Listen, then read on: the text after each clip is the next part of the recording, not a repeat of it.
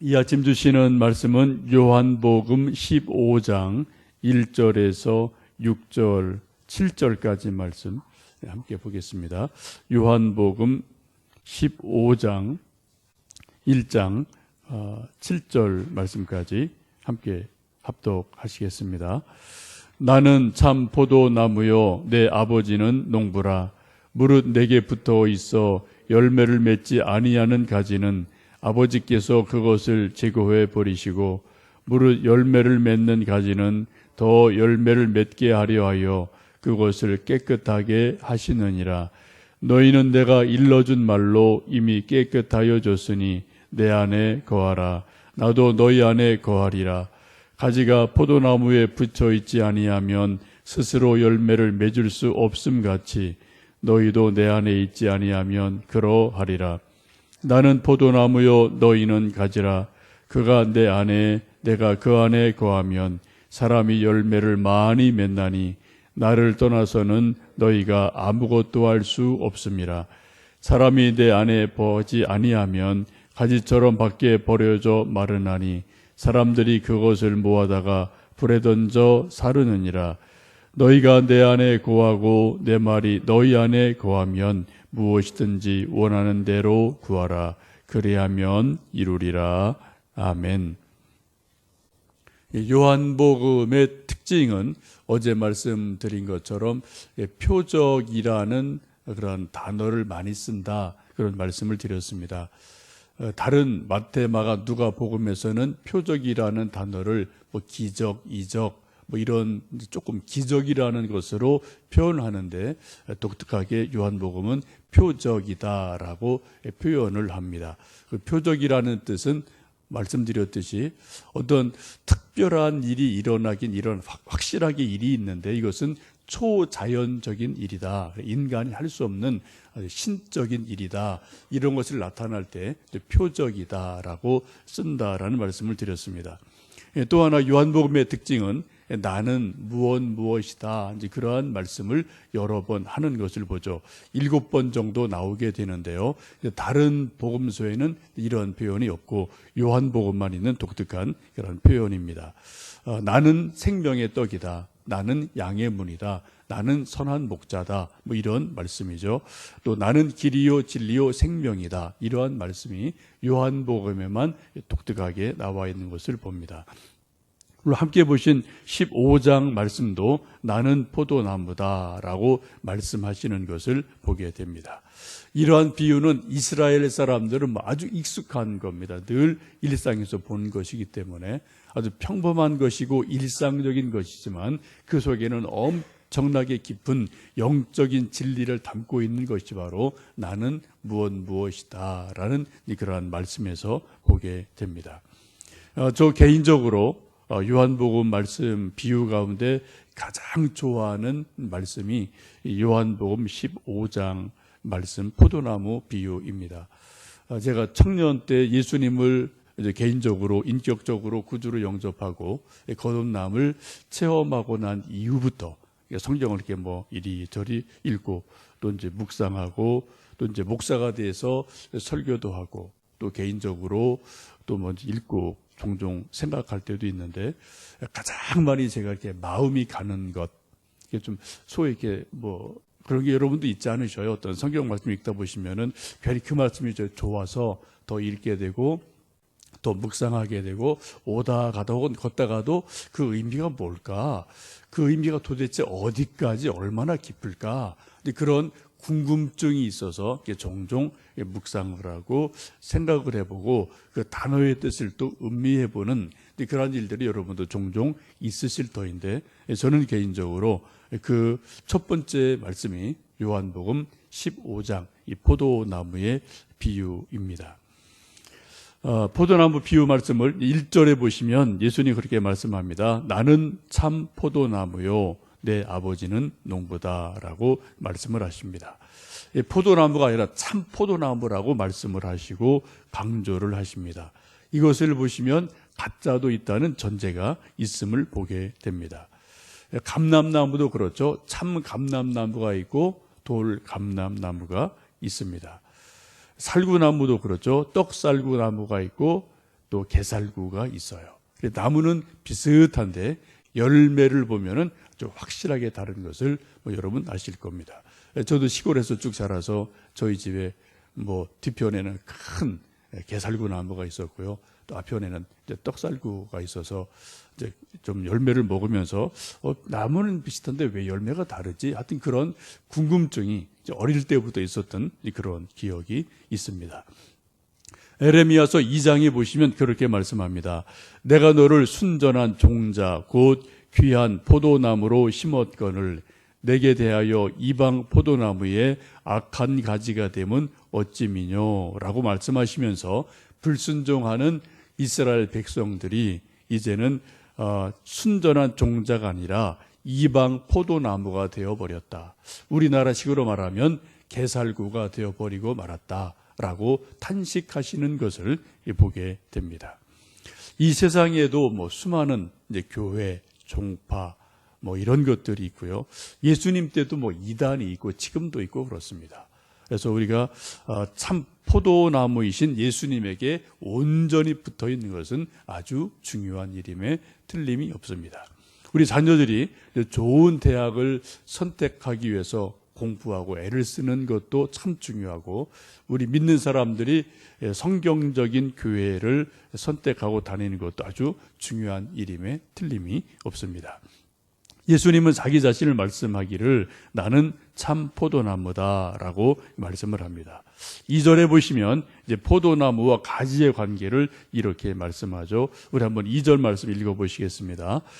무릇 내게 붙어 있어 열매를 맺지 아니하는 가지는 아버지께서 그것을 제거해 버리시고 무릇 열매를 맺는 가지는 더 열매를 맺게 하려 하여 그것을 깨끗하게 하시느니라. 포도나무가 존재하는 이유는 열매를 맺기 위한 거고요. 그 열매를 맺은 포도나무 둥치가 있고 거기에 또 가지들이 이렇게 연결되어 있음을 봅니다. 성경에서 우리를 포도나무 가지라고 하고요. 소나무다, 참나무다 이렇게 비유 안 한 것이 또 나름대로 의미가 있는 것 같습니다. 소나무나 참나무를 그냥 그대로 쭉 크면 돼요. 근데 포도나무는 열매를 맺으려면은 그 가지를 매년 잘라줘야 되는 일이 있음을 보게 됩니다. 이제 저희 교회도 올 봄에 좀 이 말씀을 저도 사랑하고 또 한번 설교하면서 우리 교인들이 좀 포도나무를 실제 보셨으면 좋겠다 해서 화원에서 좀 화분에 있는 포도나무를 구입해서 이렇게 좀 한 주간 여기 복도에다 놓은 적이 있었어요. 근데 공기가 안 통해서 그런지 한 3일, 4일 지나니까 잎이 좀 누렇게 뜨고요. 벌써 이렇게 좀 몇 개 조그맣게 열려있던 열매들이 막 떨어지는 그런 현상이 있어서 바로 옥상에 좀 옮겨 심었는데 한 반 정도 이렇게 조금 그래도 굵게 열매가 자랐고요. 이렇게 좀 익었었는데 어느 날 가보니까 여기 좀 옥상에서 일을 하는 게 있었는데 그 일하던 분들이 아마 다 잡수신 것 같아요. 가봤더니 하나도 없어서 좀 아쉬움이 있었는데 하여튼 올 겨울 좀 잘 또 어떻게 좀 보온을 해주고 좀 이렇게 좀 여러 가지 좀 보완을 해서 살아내면 좋겠다는 생각이 있고요. 또 내년에 이제 얼마나 또 열매를 맺을런지 좀 기대를 해보고 있습니다. 어쨌든 포도가 이제 열매를 맺으려면 가지가 포도나무에 잘 붙어 있어야 되고요. 또 하나 오늘 2절에 있는 것처럼 열매를 맺으려면 더 맺으려면 이제 전지를 해야 된다. 그런 말씀이 있습니다. 거기 2절 말씀 가운데서 그런 표현이죠. 더 열매를 맺게 하려 하여. 더 열매를 맺게 하려 하여. 포도나무를 길러보신 분들은 좀 이 말씀의 의미를 아실 겁니다. 그냥 그대로 두어도 포도나무에서 열매가 맺긴 맺혀요. 근데 양도 적고 또 알도 작은 것을 보실 수 있습니다. 왜요? 이 포도나무 뿌리에서 올라오는 영양분은 한정이 되어 있는데 이것이 그냥 열매 없는 가지로 이렇게 다 뻗어 나가 버리면 소위 영양분이 허실이 생기는 거죠.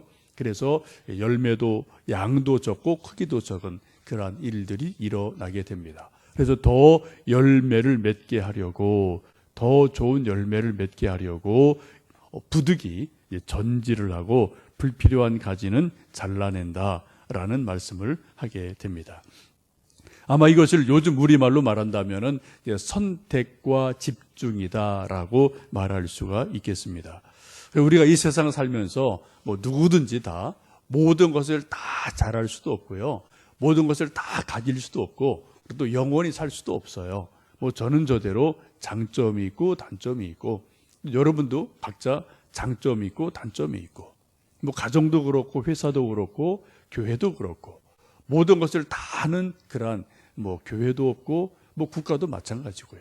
그렇죠. 그래서 어쩔 수 없이 우리는 시간 속에 갇혀 있고 어떤 능력의 한계가 다 있기 때문에 우리가 꼭 필요한 몇 가지, 한두 가지 이것을 선택하고 집중할 때 그때 좀 더 좋은 열매를 맺을 수가 있을 줄로 압니다. 여러분께서도 지금까지 인생을 쭉 살아오시면서 나름대로 열매를 맺고 이런저런 삶을 살아오시는 과정에서 과감하게 때로는 아프지만 때로는 참으로 눈물 나지만 어쩔 수 없이 이것은 뭐 포기해버리고 잘라버리고 이것은 뭐 나와는 이것은 뭐 상관이 없다라고 부득이하게 잘라버리고 이것은 뭐 포기하고 그리고 선택한 한두 가지를 향해서 계속 또 걸어오셔서 오늘 이만한 삶을 여러분도 뭐 살고 계시고 저 역시 개인적으로 그러한 삶을 살고 있습니다. 그래서 우리에게 저는 저대로 또 여러분대로 이런저런 열매들을 맺는 그러한 복된 삶을 살아오셨습니다. 오늘 예수님 말씀하기를 더 열매를 맺으려면은 부득이하게 그것을 불필요한 가지는 제거해 버려야 된다라고 말씀하고 있습니다. 우리 신앙 성장, 성숙도 마찬가지 같아요. 우리가 모든 것을 다 잘할 수 없습니다. 목사도 마찬가지예요. 저도 만능이 절대 아니고요. 제가 조금 잘하는 거 한 두세 가지. 요거 그냥 제가 뭐 또 집중해야 되는데 좀 그러지 못하는 아쉬움이 늘 뭐 저에게 있죠. 여러분도 마찬가지실 겁니다. 여러분도 뭐 이것저것 모든 것을 다 잘하실 수는 없거든요. 우리가 또 교회를 섬기고 주님을 섬길 때도 내가 잘할 수 있는 한두 가지, 두세 가지 그것을 우리가 좀 사명으로 받고 거기에 집중하다 보면 또 주님 기뻐하시는 열매들을 맺고 또 뭔가 사역의 열매 또 이런 것들이 맺혀지지 않을까 생각이 듭니다. 저희 교회도 마찬가지입니다. 제가 이제 교회의 어떤 그 중요한 비전이랄까요? 이런 것을 세 가지로 저는 생각을 하는데 영성, 치유, 선교라는 것으로 제가 이제 교회 개척을 하고 뭐 이것은 사실은 한 15년 전에 제가 이제 토론토에 잠깐 공부할 기회가 있을 때부터 영성이라는 거에 대해서 어떤 깊은 고민과 기도가 있었고 그런 것도 이제 어떤 목회로 이렇게 좀 전환이 되면서 영성, 치유, 선교, 전도 뭐 이런 것으로 저 나름대로 이건 하나님이 내게 주시는 선택과 집중이다. 그런 깨달음이 한 15년 전부터 계속 지속해 뭐 기도가 있었기 때문에 교회의 어떤 그런 나갈 방향을 그런 쪽으로 정하고 나름대로 기도하고 뭐 조금씩 이제 좀 만들어가고 있는 과정에 있기도 합니다. 여러분 또 기억나시면 기도를 해주시면 감사하겠습니다. 이제 4절을 보시면 또 귀한 말씀을 들려주십니다. 우리 한번 4절 말씀을 읽어보시겠습니다. 내 안에 거하라 나도 너희 안에 거하리라. 가지가 포도나무에 붙어있지 아니하면 스스로 열매를 맺을 수 없음 같이 너희도 내 안에 있지 아니하면 그러하리라. 포도나무가 열매를 맺기 위해서 아주 중요한 기본적인 거지만 아주 중요한 말씀을 하죠. 포도나무가 스스로 열매를 맺을 수 없다. 가지에 꼭 붙어 있어야 된다라고 말씀을 하고 있습니다. 예수님 떠나서는 우리가 어떤 열매도 맺을 수 없다는 거죠. 예수님과 연합할 때, 예수님과 하나 될 때, 그때 우리가 온전한 열매를 맺을 수가 있게 됩니다. 5절에도 뭐 같은 말씀을 합니다. 나는 포도나무요 너희는 가지라. 그가 내 안에 내가 그 안에 거하면 사람이 열매를 많이 맺나니 나를 떠나서는 너희가 아무것도 할 수 없습니다. 예수님 안에 온전히 연합되고 하나 되는 것이 열매를 맺는 가장 중요한 기본적인 원리인 것을 말씀하고 계십니다. 이것을 우리는 이제 신앙의 신비로 좀 보셔야 되는데요. 지금 우리는 여기 저는 저대로 여러분 여기 다 이게 좀 여기 살아서 이렇게 앉아 있고 서 있고 움직이고 있습니다.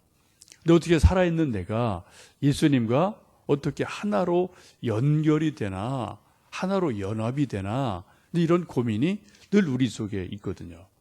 이것을 예수님과 내가 하나 되는 것을 오늘 5절에서는 내가 그 안에 그가 내 안에 라고 말씀을 하고 계십니다.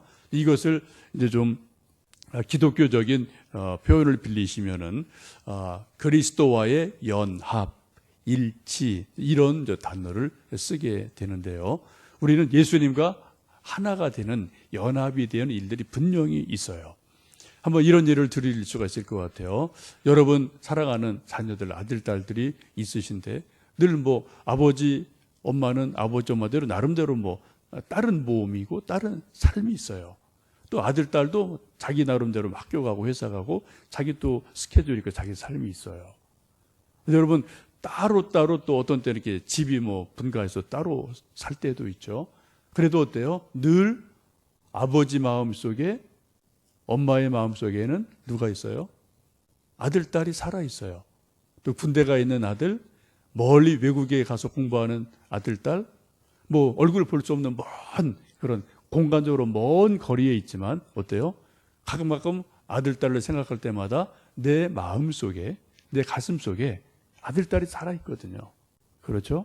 그런 것을 여러분이 좀 이해를 하시면 조금 쉽지 않을까 싶습니다. 예수님 분명히 예수님대로 계시고요. 우리는 또 나대로 있습니다. 우리가 어떻게 해요? 그러나 우리가 오늘 말씀처럼 예수님이 내 안에, 내가 예수님 안에 거할 수 있다. 거해야 된다. 그럴 때 좋은 열매를 맺을 수 있다라고 말씀합니다. 예수님이 내 안에, 내가 예수님 안에 거하기 위해서 할 수 있는 우리가 소중한 것들이 바로 기도이고요. 또 성경 말씀을 읽고 묵상하는 일이고요. 예수님을 사랑하는 일이고요. 또 무엇보다 중요한 것은 말씀에 순종할 때, 그때 정말 주님이 내 안에, 내가 주님 안에 거하는 것을 보실 수가 있을 겁니다. 신앙이 성장한다, 성숙한다는 것도 결국은 이것으로 보시면 좋겠습니다. 특별히 성숙이라는 의미를 우리가 생각할 때 얼마나 예수님과 내가 더 깊이 하나로 연합되어 있느냐, 일치감을 가지느냐, 때로는 어떤 갭을 이렇게 거리감을 느끼느냐 아니면 일치감을 느끼느냐, 여기에서 우리가 신앙이 성숙한다, 성숙하지 않았다라고 우리가 이야기할 수가 있을 것 같습니다. 여러분 오늘도 이 시간 비가 오는 굳은 날이지만 이처럼 새벽을 깨우며 교회를 나오신 것은 예수님과 그만큼 일치된 것이 있으시다는 거죠. 가깝다는 거죠. 여러분도 친구들 혹은 이런 가족들 간에도 어떤 가깝고 멀고 이런 관계들이 다 있잖아요. 이런 예가 맞을지 모르겠습니다만 어떤 친척집에 결혼이나 상가나 어떤 행사가 있을 때 가까운 집은 어떤 일이 있어도 갑니다. 비가 와도 가고요. 한밤중에도 가요. 새벽에라도 찾아가야 돼요. 왜요? 그 사람이랑 나랑 가깝기 때문에. 근데 조금 먼 사람은 그냥 안 가도 괜찮아요. 왜? 멀기 때문에. 마찬가지 같아요. 우리가 새벽을 깨우며 교회를 나오시든 또 주일날 주님 앞에 나와 예배를 드리는 것도 뭡니까? 예수님과 내가 가까우면 가까울수록 자주 나오게 돼 있고요.